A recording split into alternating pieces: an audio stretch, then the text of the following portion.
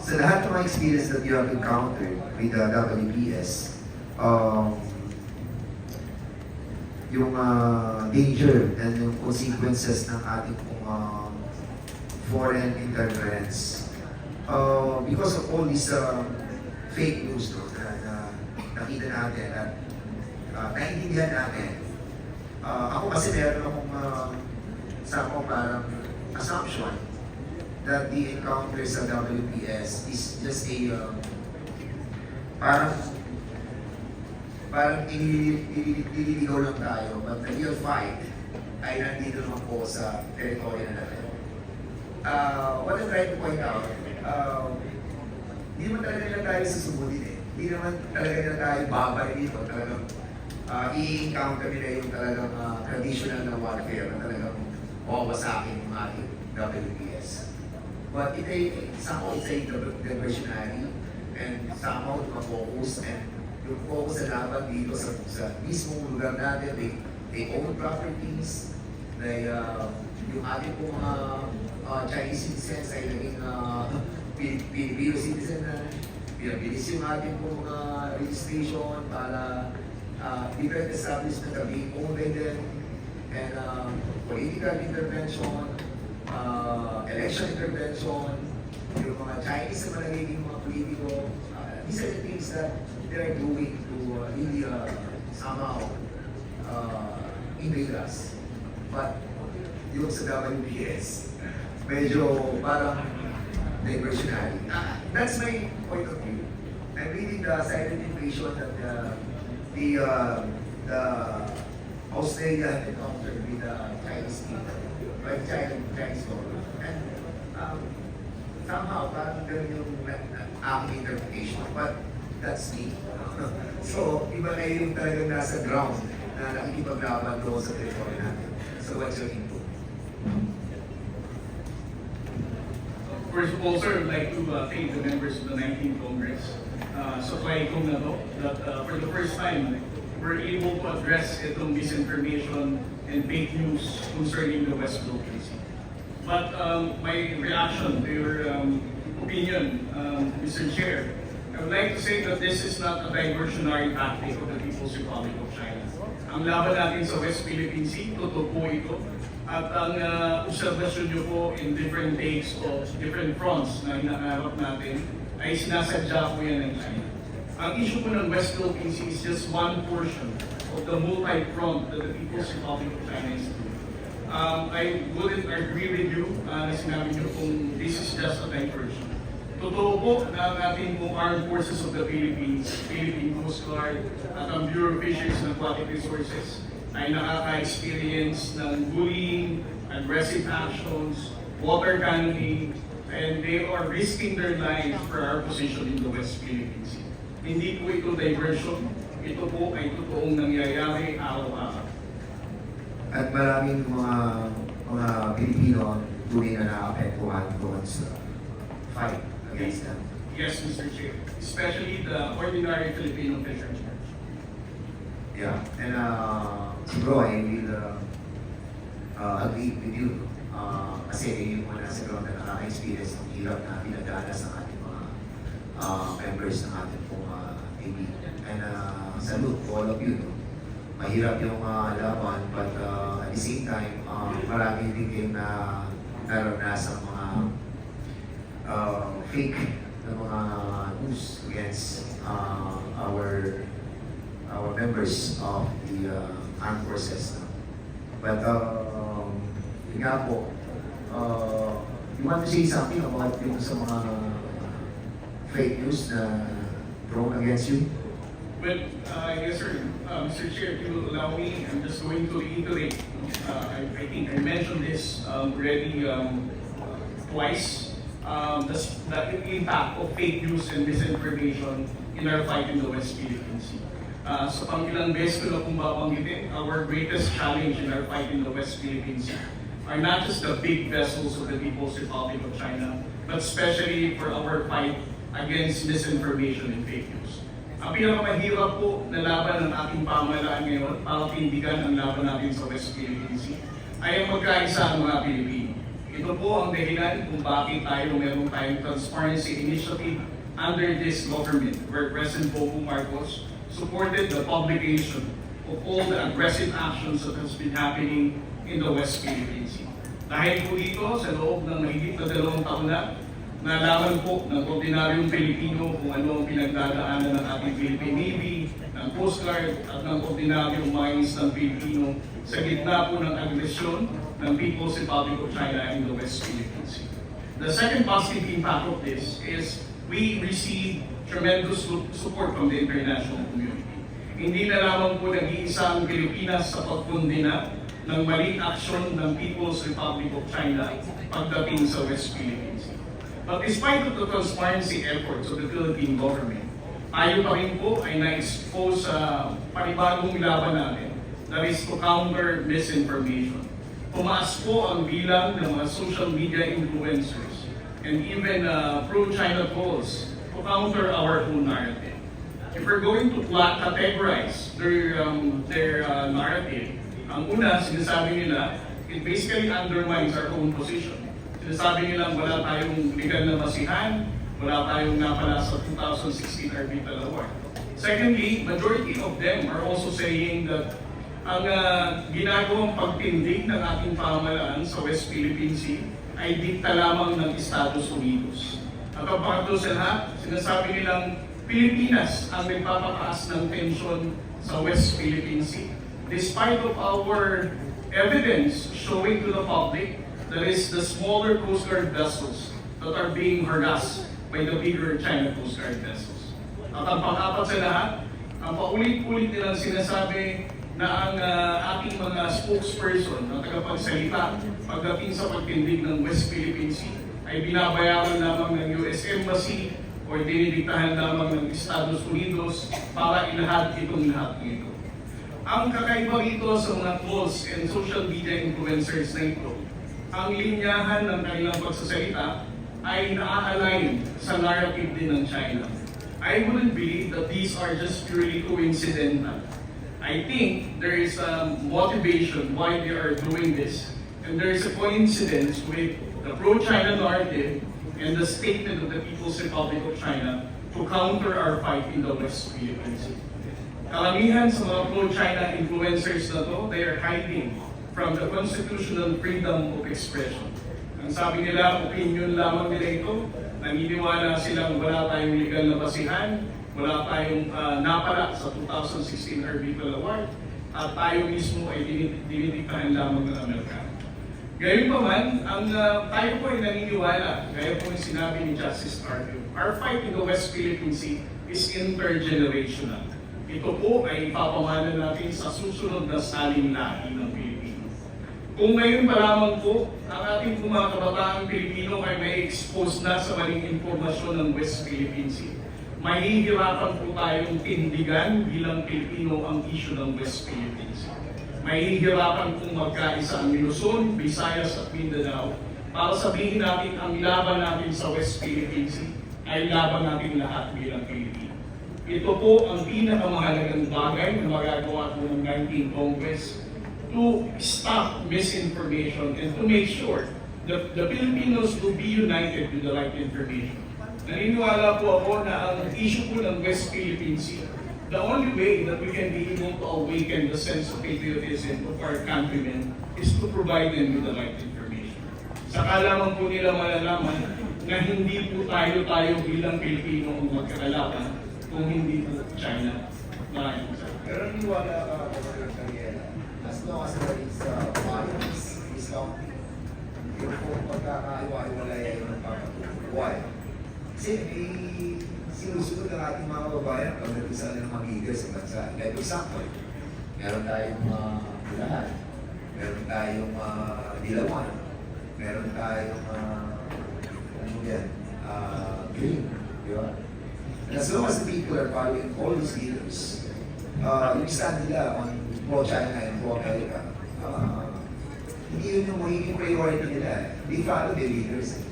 And that's the reason why, tama yung sinabi ko kanina, that we need to educate our people that this fight is not against red, against green, or against pink. This is against the intervention of other country. We are a sovereign country, and each and every one of us love our country. But the problem is, napopolarize tayo because of politics. And the people should understand and should learn how to differentiate yung love for your leaders and love for your country. Mahirap tanggapin. Kaya tayo, gano'n tayo mga politiko. Sometimes, kung sino yung mga leader natin naniniwalaan, we believe more is yung kanyang issues that he's fighting for. And ako, I understand na talagang dapat natin ma-educate yung ating mga tao and try to let them understand that unti-unti na tayo sinisira ng ibang bansa.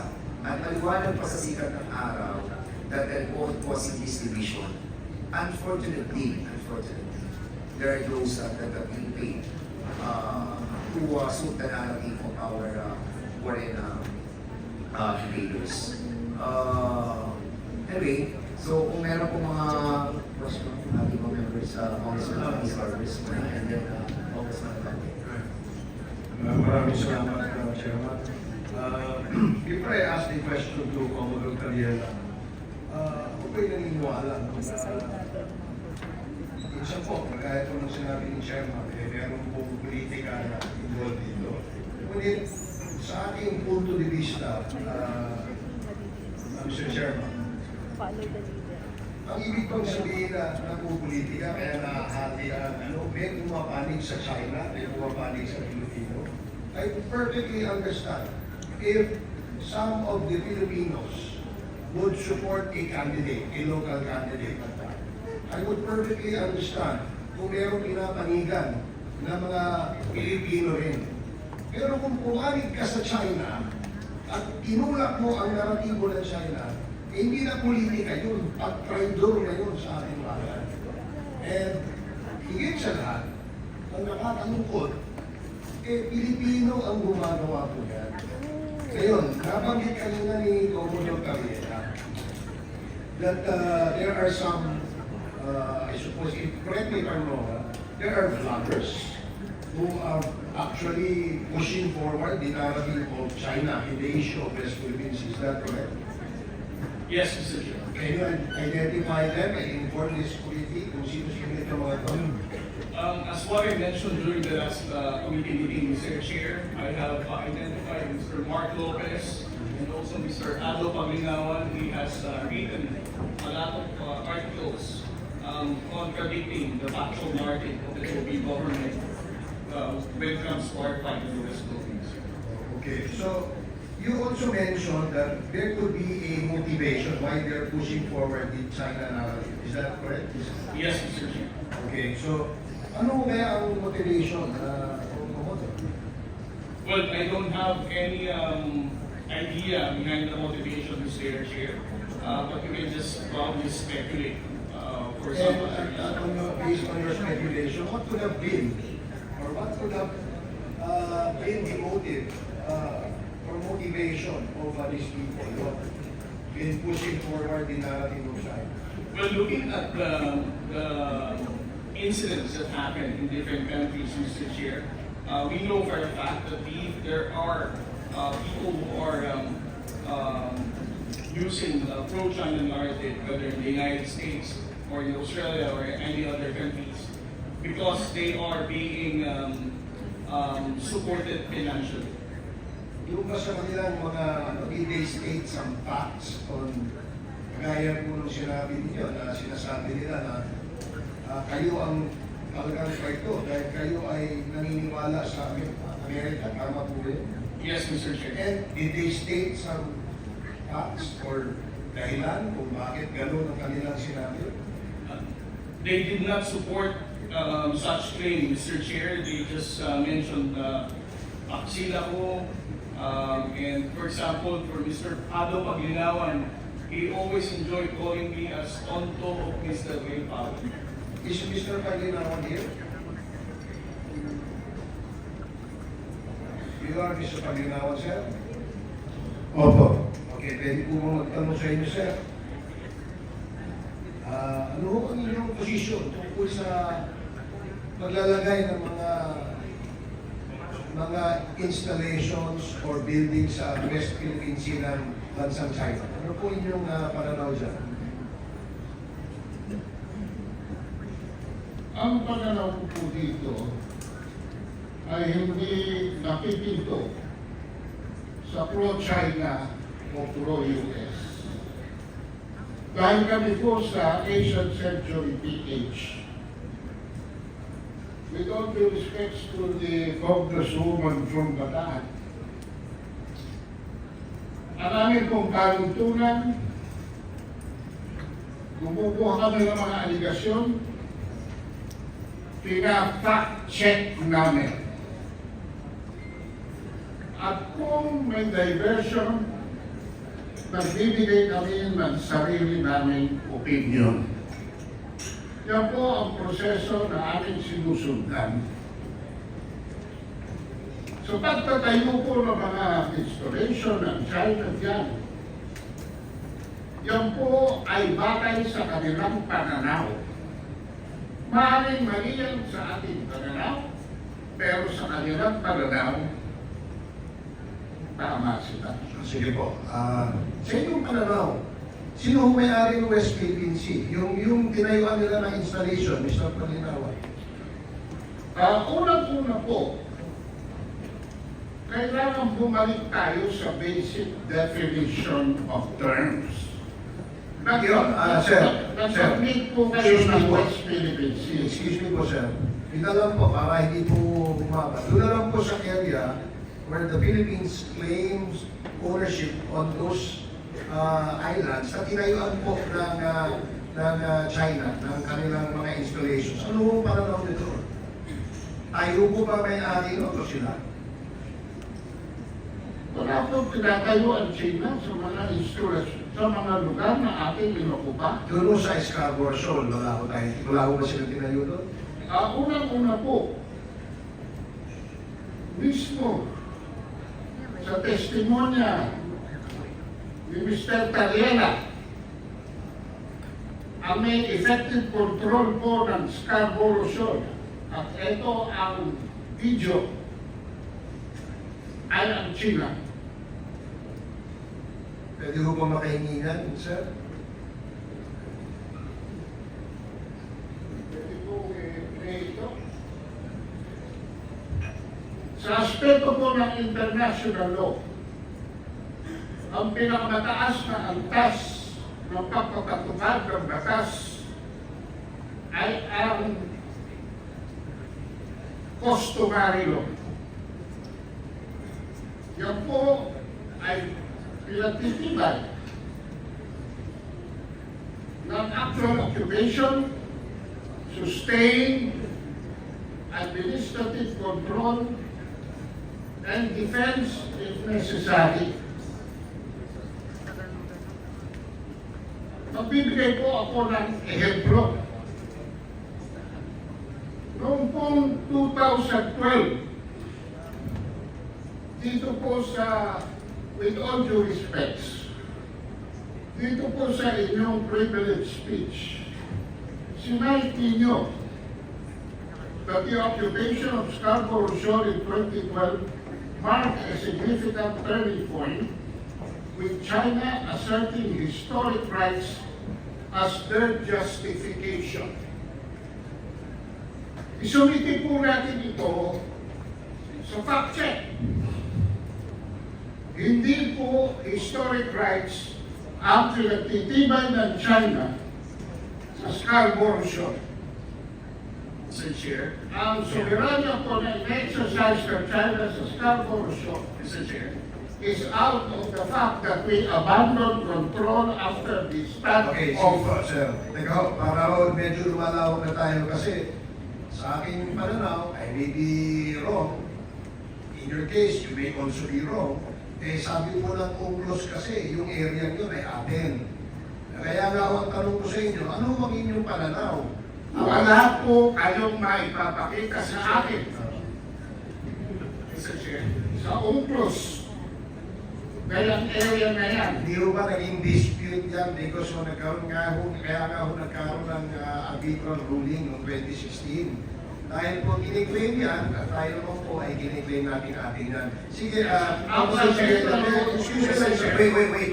Sir, promoter ng Let the chair recognize first before the statement. So, you have your share of your thoughts. Commodore Daniela, you are recognized. Thank you, Mr. Chair. Before we allow Mr. Ato Paglinawan to further propagate his own lies and disinformation, let me first highlight the fact there are lawyers here. We all understand that the 2016 Arbitral Award has already invalidated the historic whatsoever claim of the People's Republic of China. So we should not allow Mr. Ato Paglinawan saying all those lies, because as I said, he's a pro-China fake news purveyor, and we should not allow him to say those kind of things in this hallowed hall of the House of Representatives. Mr. Chair, abogado po ba si Mr. Paglawan? You can ask him personally. Wala po Sir ba? Ato, you are now recognized. Chairman Abante is asking a question. Can answer you. Mr. Chair, abogado po ba kayo, Mr. Paglawan? Hindi po. Ako po ay marunong lamang Hindi po magbasa. kayo abogado. Ano po, marunong kayo ano? Marunong lang po akong magbasa. O, pangalawa, ako rin po marunong magbasa eh. Pare-pareho tayo. Opo. Oo, pangalawa, kayo po ba'y tagapagsalita ng China? Hindi po. Ay, hindi pa. Hindi ko kayo tagapagsalita ng China. Hindi po. Pero parang pinagtatanggol nyo ang China. Hindi po. Hindi, pinagtatanggol nyo ang China. Hindi po. Hindi, pinagtatanggol nyo ang China. Pinagtatanggol ko po ay ang katotohanan. Pero kayo sumigaw dito. Pagkakataon, Mas malakas ang boses ko sa inyo. Point of order, Mr. Chair. Order.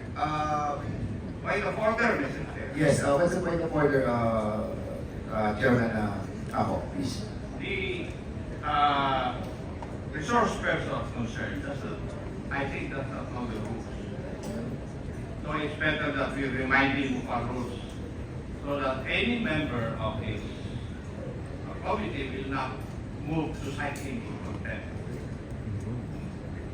I think, Mr. Chair, that is your duty to remind him of our rules. Mr. Ato, please refrain from talking while the members of this committee is still on the floor.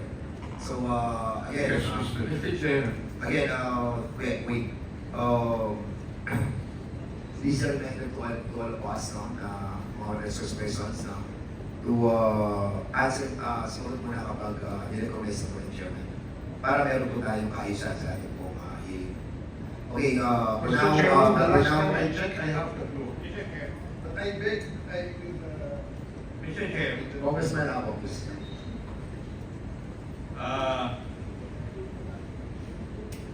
I would like to remind the resource person na kami na rito, hindi po kami nagsasalita until and unless we are recognized by the chairman.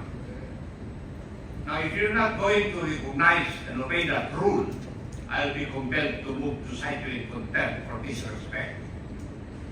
I hope that is understood. Kanina pa ako rito, nakikinig. And if you notice, if I speak, I ask permission from the chair. Why? Because it's the rule. Now, if you are here, you follow the rule. When you are in Rome, do what the Romans do. I hope that is understood. Thank you, Mr. Chair.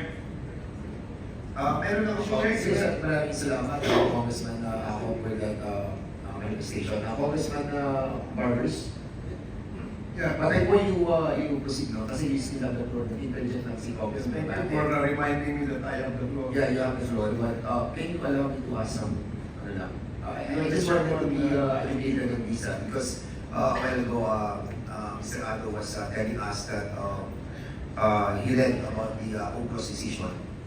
Is it correct to assume that you have read the UNCLOS decision? You can answer. Mr. Chairman, Yes. bago po masagot ni Mr. Paglinawan yung tanong na yan, meron mo sana tanong muna, tanungin natin siya, ano ho bang inyong expertise? Kayo ba yung expert? Ano ho bang inyong credentials, sir? So that we would know na... Mr. Chair, Well, ako po ay nagsilbi na diplomat sa Washington, D.C. from 1986 to 1993. ano pong position yung po doon? Ako po ay Special Assistant to the Ambassador and Concurrent Press Attaché and Spokesperson for the Embassy, and for 2 years for the UN Office of the Permanent Representative of the Philippines. And who was the ambassador during that time? Ano po? Sino po yung ambassador during that time? The ambassador during that time was Ambassador Emmanuel Pelaez. Emmanuel Pelaez. Okay.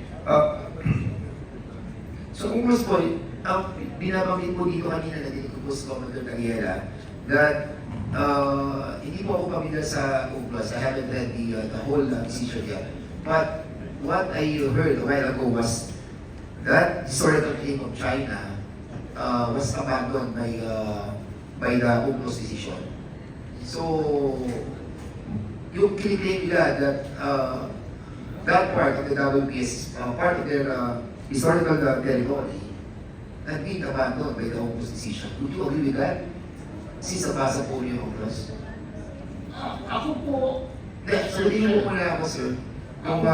Kung yung po ba, would you agree na sa nabasa po ninyo sa UNCLOS decision, yung pong historical claim ng China ay inabandon na ng decision na. Tama po ba o mali yung nadinig ko kanina? Inabandon na po ng desisyon sa UNCLOS yung historical claim ng China doon sa area natin sa West Philippine Sea. Were you able to read that part? Were you able to read that part? Were you able to read that part? Mr. Chair, binanggit po, Isa tinatanong ko lang po kung nabasa po ninyo, sabi nyo nabasa nyo yung UNCLOS decision. Ako hindi.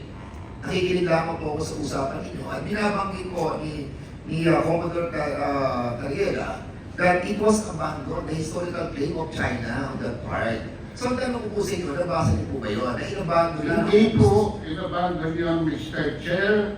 So hindi inabandon Imposible po. Wait.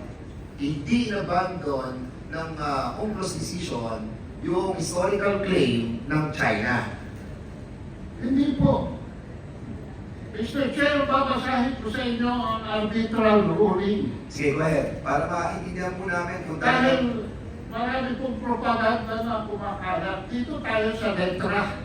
Can you kindly give us your document that you were Ito po, I agree with Mr. Tariela in the 2016 Arbitral Award, paragraph 278. Diniklara po ng Arbitral Award na yung 9-dash line ay walang legal basis. Tinatanggap ko po yan. So, abandon yan. Opo. Inabandon na yung historical right ng China doon sa 9-dash line. Unang-una po, Mr. Chair, if I may, hindi po naging posisyon ng China sa arbitral ruling niya dahil ang China ay hindi nag-participate sa arbitral tribunal, sa arbitration. Ang nagsumiti po niyan ay ang panel ng Pilipinas. The claims of China in the South China Sea Mr. are Chair, based on historic titles, based on historic Mr. rights, based on Mr. history. Chair, Mr. Chair. Okay, ang tinatanong ko po kanina, kung doon po sa desisyon ng UNCLOS, even without the participation of China on that ruling or on that proceeding, ay inabando na ng desisyon yung historical claim ng China doon sa ating pong parte ng West Philippine Sea. Yung tinatanong ko eh. Hindi po naman UNCLOS ang nagdesisyon, Mr. Chair. Mr. Chair, Arbitral ruling. Yung arbitral ruling. Oo. So yun din po yun eh. Mr. Chairman, if I may, just I don't think he's the right person to speak about the UNCLOS decision. In fact, he's getting confused as to what is the arbitral ruling and what is the UNCLOS. Alam mo, Mr. Chair, may I ask Mr. Pagdiraman, you mentioned kanina you're a diplomat, tama? Opo. Bakit ka naging diplomat? Are you holding a managerial position in the DFA? Anong position nyo? At the time of my appointment, Your Honor, I was a political appointee. But at the time of my termination of tenure, I was certified by the Sir, President to sir. have already been joined the ranks. Sir, hindi ka ho diplomat. Hindi ka ho diplomat. Kasi ang diplomat po, organic po sa Department of Foreign Affairs. Yan po yung mga ambassador. Kayo po ay hindi. Kung special assistant lang po kayo, you're not the right person to speak about that. Anyway, Mr. Chair, Mr. Chair. we can go to another resource person, Mr. Chair. Meron po kasi information dito eh. You were one of the delegates to the you were part of the delegation to China in 2015, engaging in various Chinese think tanks. Ano ito? Nagpunta po ako sa China, 2015. Tama po yan. At saka noong 2019, para hindi na kayo nahirapan sa mundo. Thank you, Mr. Chairman. That explains why he has that kind of a mentality. Salamat po, Mr. Kapirawa. Mr. Chair, po, tayo na po kayo. Mr. Chair, meron na ako isang tanong. Okay, Kayo po ba ay pro-China? wait. Pro-China ho ba kayo? Kung sagutin niya eh. Kayo po ba ay pro-China? Hindi po ako pro-China, hindi ako po pro-US. Ako po ay pro-truth. Kung patayagan niyo kung basahin ang arbitral ruling. Kayo ay makapili. Makapili ho kayo, makapili. Okay, so we will be proceeding to the next ano. Medyo confusing na po yung Mr. Chair, can I No, no, ask I'm not recognizing you as of this moment. So please, stop interpreting na lang. So for the moment, we will be going back to the main topic of